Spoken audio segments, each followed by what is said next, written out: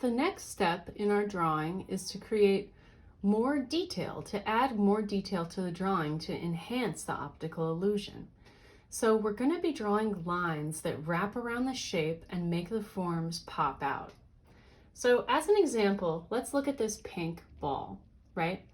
So this ball is like perfectly round.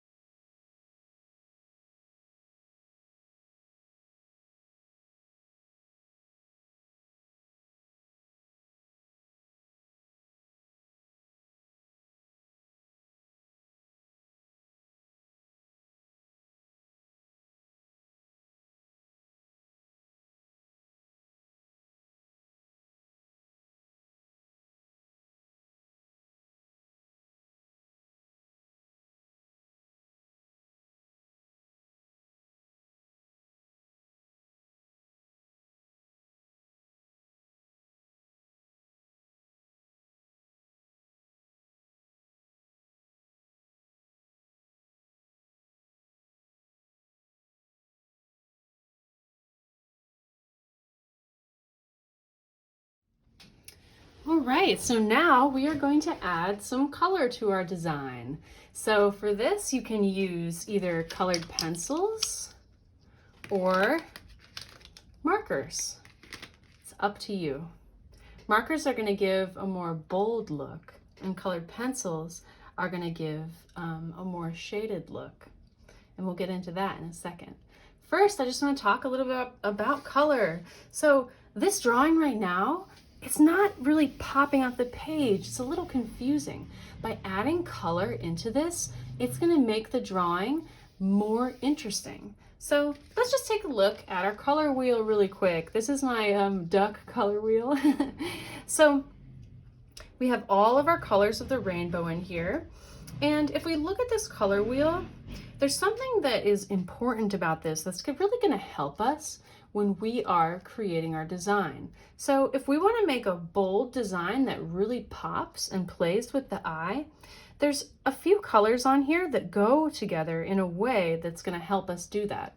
And these colors are called complementary colors. So these colors on the color wheel are actually opposite from each other. So if I just take my pencil, I can lay it down on the green, point it, and I can see that green is opposite from the red, right? I can do the same on the yellow, and I see the yellow is opposite from purple, and blue is opposite from orange.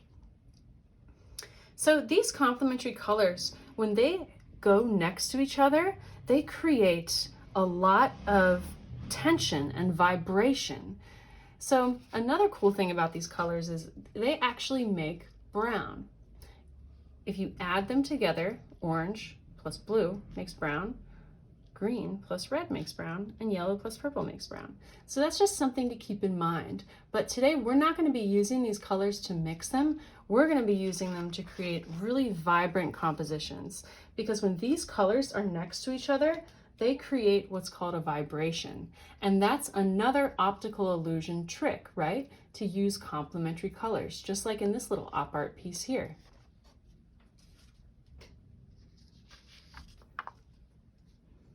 So when you're choosing your colors, you can think about whether or not you want it to be fully rainbow and multicolored, or maybe you want it to be,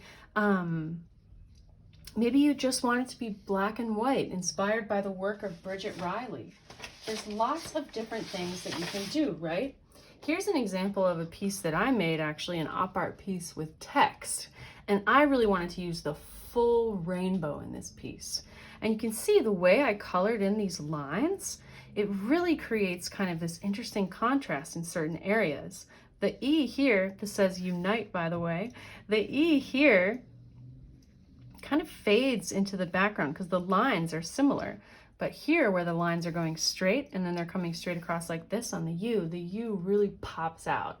So I just wanted to show you this as an example of also a way that you can use text in your op art, and a way you can use kind of the full rainbow, right?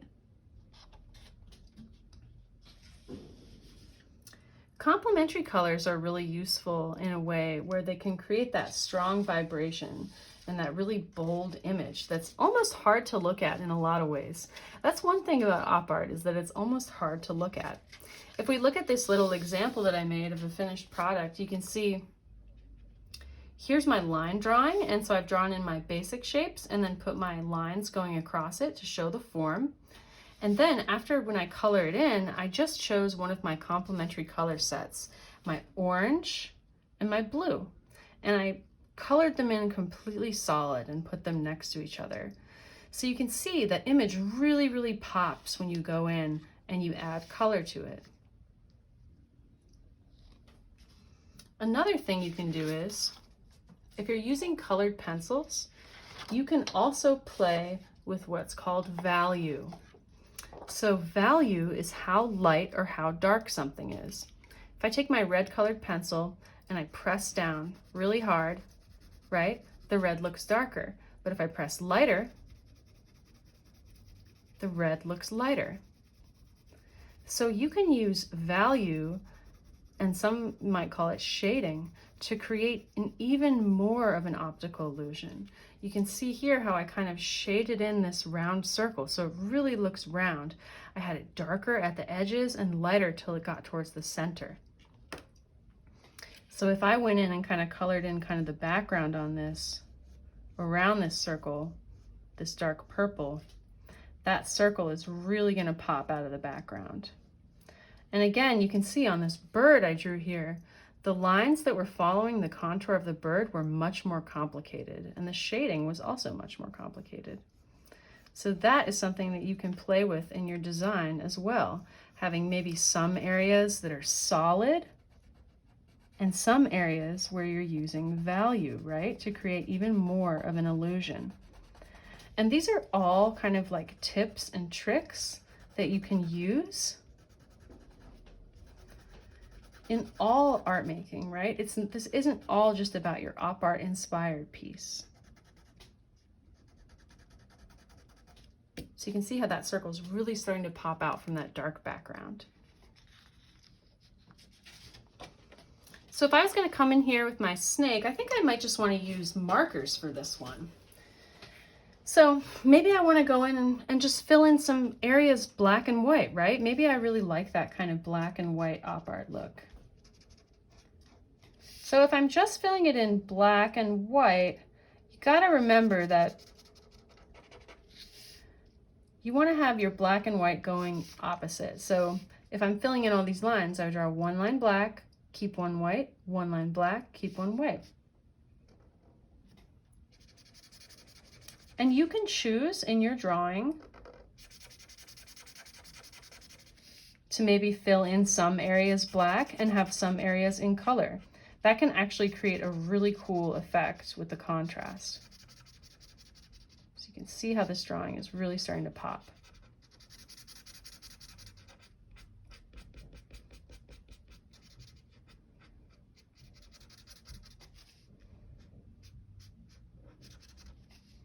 Just by adding in that black, you can see that form of that kind of jagged piece is really starting to come out.